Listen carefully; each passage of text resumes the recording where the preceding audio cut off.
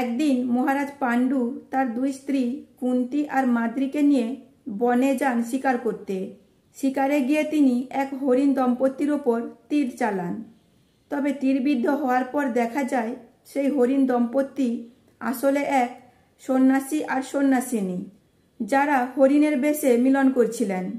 মৃত্যুকালে সেই সন্ন্যাসী আর সন্ন্যাসিনী পাণ্ডুকে অভিশাপ দেন। যেভাবে পাণ্ডু তাদের মিলনে বাধা দিয়েছেন, ঠিক সেভাবেই পাণ্ডু যখন তার স্ত্রীদের সান্নিধ্যে যাওয়ার চেষ্টা করবেন, তখনই পাণ্ডুর মৃত্যু হবে। এই বলে সন্ন্যাসী দম্পতি মারা যান। এই অভিশাপ পাওয়ার পর পাণ্ডু শোকাগ্রস্ত হন। তিনি হস্তিনাপুর না ফেরার সিদ্ধান্ত নেন। তিনি তার দুই স্ত্রী কুন্তি আর মাদ্রীকে হস্তিনাপুর ফিরে যেতে বলেন, আর কথা জানান তিনি আর হস্তিনাপুর ফিরবেন না, তিনি সেই বনেই থাকবেন। এরপর কুন্তি আর মাদ্রী পাণ্ডুকে জানান তাদের স্বামী যেখানে থাকবেন তারাও সেখানেই থাকবেন, তারাও হস্তিনাপুর ফিরবেন না।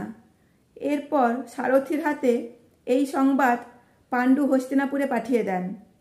পাণ্ডুর হস্তিনাপুর না ফেরার সংবাদ পাওয়ার পর ভীষ্ম বিদুরের পরামর্শ নিয়ে ধৃতরাষ্ট্রকে হস্তিনাপুরের সিংহাসনে বসান, আর পাণ্ডু তার দুই স্ত্রী সহিত বনে বসবাস করতে শুরু করেন।